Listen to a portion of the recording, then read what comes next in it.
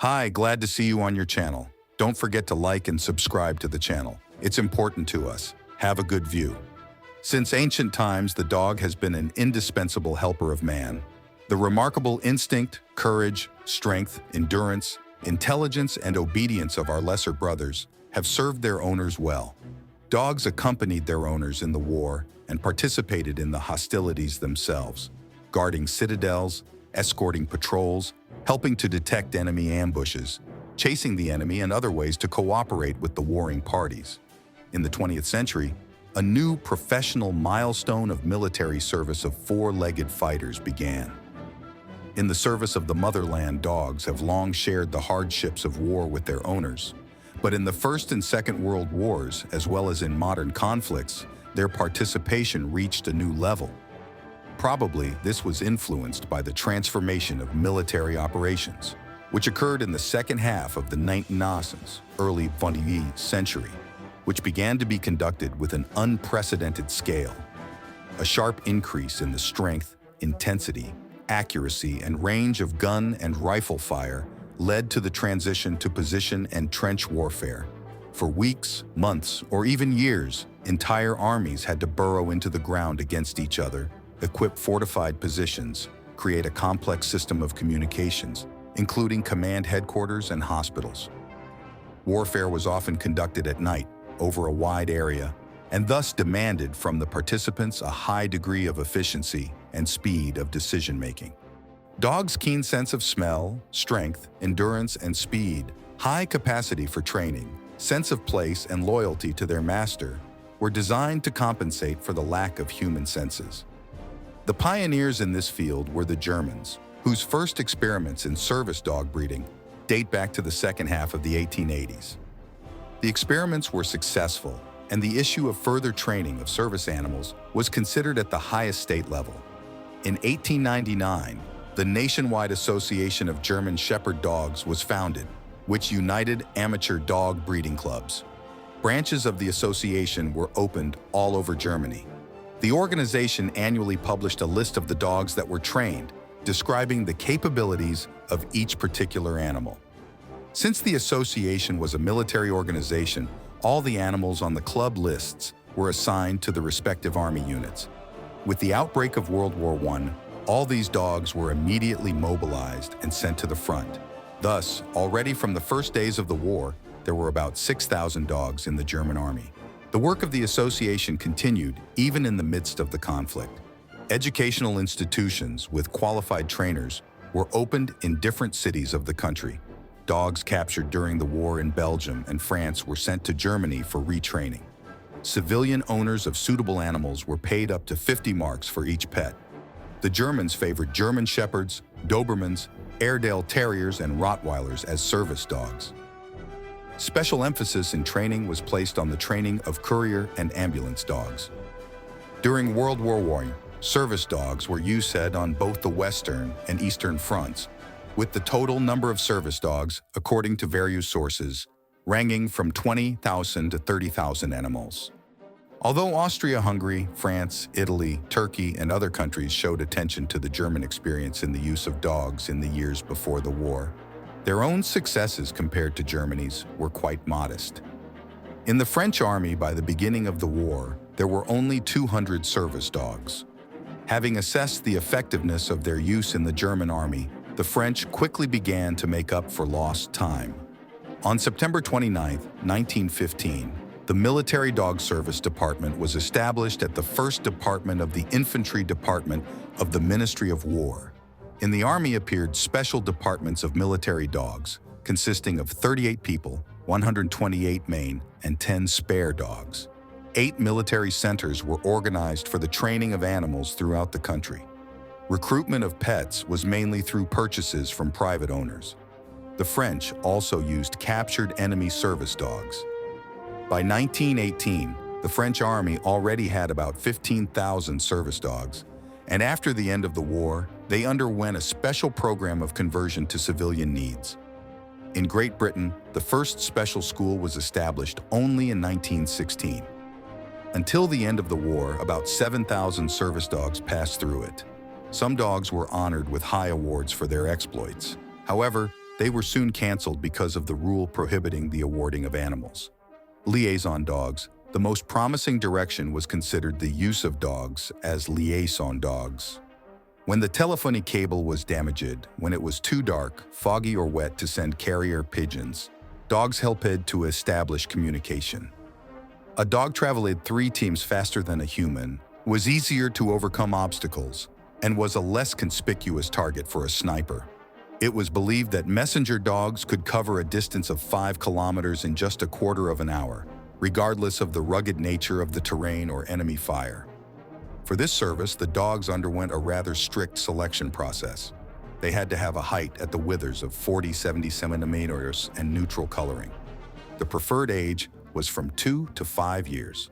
The animals had to be strong enough to endure bad weather, hardship, and fatigue, have excellent eyesight, hearing and sense of smell, be calm, intelligent, and obedient. Dog training was based on the animal's instinct to return home to its trainer. At first, the dog was taken away from the trainer for a short distance and for a short time. Then the time was increased up to 12 hours, and the distance was increased up to 5-6 km. The dog had to find its own way home, overcoming various obstacles, fences, barbed fences, small canals. The dogs were taught not to be afraid of gunshots and bursting shells, not to pay attention to strangers or other dogs, to ignore dumps and other distractions. The training period averaged about 12 weeks. After the first 5 weeks of training, the dog and the handler would go into a combat zone. If it was necessary to relay a report from the front line to the battalion headquarters, the trainer and the dog were stationed at the headquarters. Then the dog was taken to the front line. There, the report was attached to the collar in a special tube. The collar on meant a signal for the animal to go on the road. The dog was let off the leash, and it returned to the rear to its trainer. A variation of courier service is sending signals and returning with the answer received. Messenger dogs were used extensively during World War II. They delivered over 120,000 battle reports and laid 8,000 kilometers of telephone wire. Among the 4-legged fighters, there were real heroes. The famous dog Minka delivered 2,398 combat reports in 1942-1943. Rex, another legendary dog, delivered 1,649 reports. He was wounded several times, swam across the Dnieper 3 times, but always reached his post. Messenger dogs were used extensively during World War II. They delivered over 120,000 combat reports, laid 8,000 kilometers of telephone wire. Among the 4-legged fighters, there were real heroes. The famous dog Minka delivered 2,398 combat reports in 1942-1943. Rex, another legendary dog, delivered 1,749 reports. He was wounded several times, swam across the Dnieper 3 times, but always reached his post. Sanitary dogs.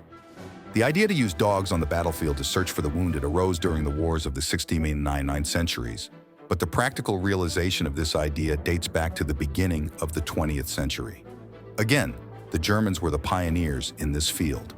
Back in 1893, the artist animalist Jean Bungartz founded the German Society of Sanitary Dogs, where the animals were trained to search for the wounded, to deliver them bandages and food, and then to notify the sanitarians about their finding. Bungartz and other enthusiasts did a lot for the practical realization of this idea, but the military at first did not show much interest in it. Only on the eve of 1914, when in the conditions of exercises close to combat, specially trained dog sanitarians clearly demonstrated their capabilities, the military authorized the implementation of the program. By the beginning of the war, every company in the German army was required to have a sanitary dog with a master. Already during the conflict, the French and British armies acquired similar services. The most successful sanitary dogs were usually police bloodhounds, which were trained to follow the trail and give a sign to the owner when a person was found. However, there was also a significant difference from the police service. The sanitation dogs had to have a friendly character and not bite the wounded. That is, for this purpose were not suitable dogs trained for detention. On both sides of the front line, specialists had to decide at once how to use medical dogs in combat conditions and what should be included in their equipment. In the years before the war, The model was the rescue dogs of St. Bernards who searched the Alps for people trapped in avalanches. The front dogs were to wear special waterproof clothing with a huge red cross on the side, attached to it a bag, which contained a first aid kit, dressing materials, a flask of alcohol, a flashlight, a bell, and maps. Grim reality made adjustments to these plans. Both sides spared neither people nor animals with Red Cross markings, which served as excellent targets for snipers. Mostly the dogs had to work at night when the shelling subsided, and searching for the wounded with flashlights could issue sanitation teams. Each dog was assigned a section of the front line of about 250 meters, which it had to go around, sniffing out traces of the wounded. The dogs were trained not to bark upon finding wounded soldiers and to ignore the dead. Each four-legged orderly carried a pouch of dressing materials around his neck. Upon locating a soldier, he would approach him closely so that he could open the bag. Then the dog would pick up a cap or tear off a piece of uniform and return with it to his master. There are many memoirs about the exploits of sanitation dogs.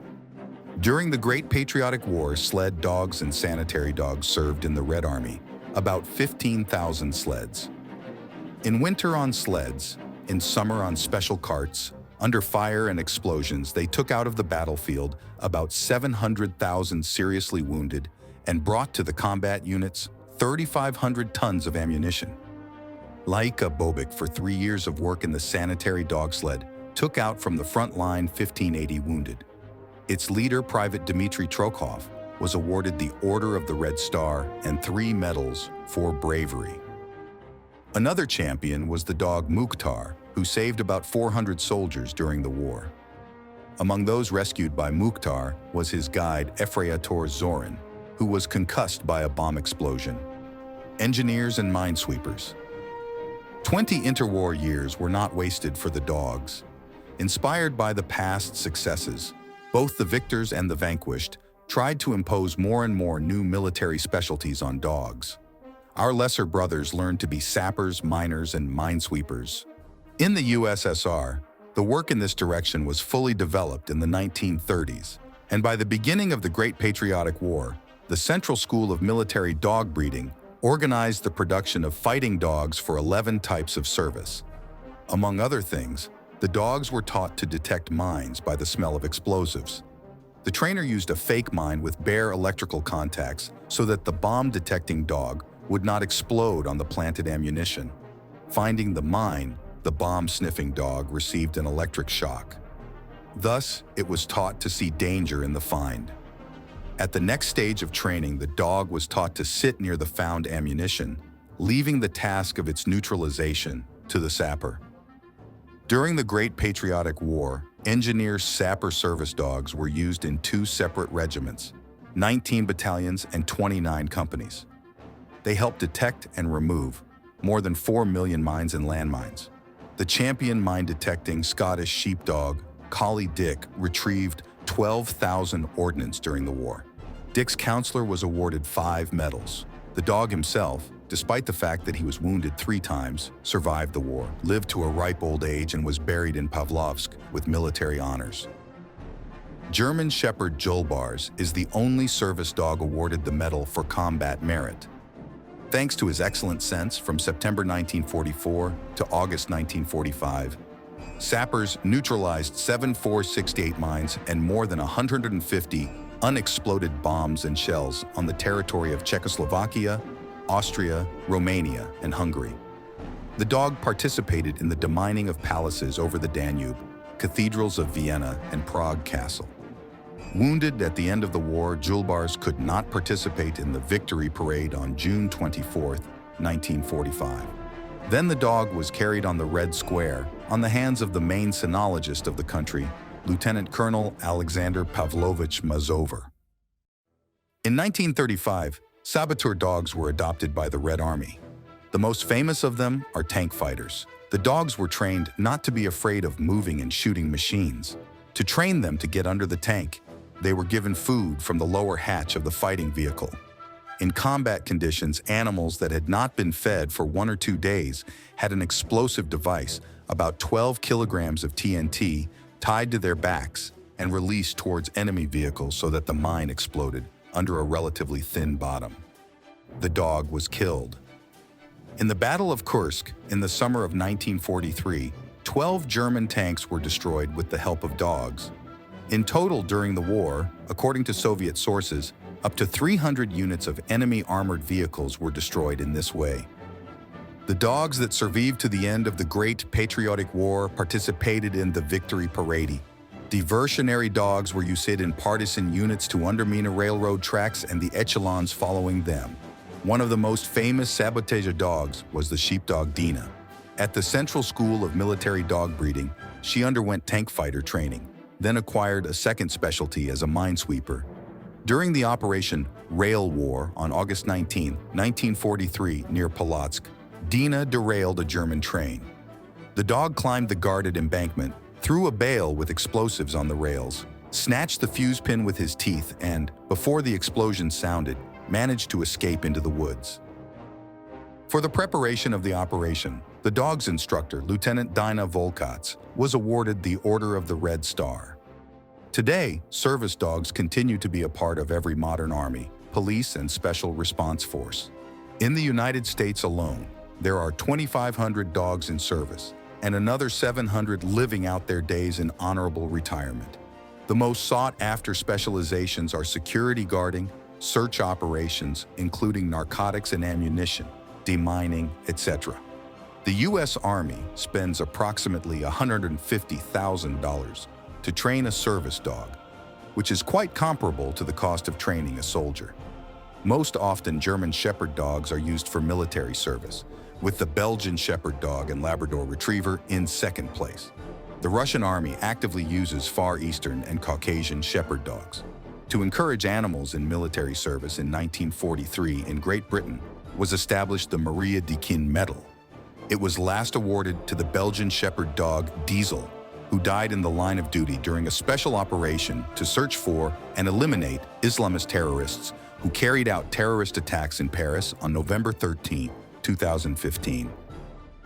Thank you for watching the video to the end. Forget to put a like and subscribe to the channel. It's important to us. See you soon.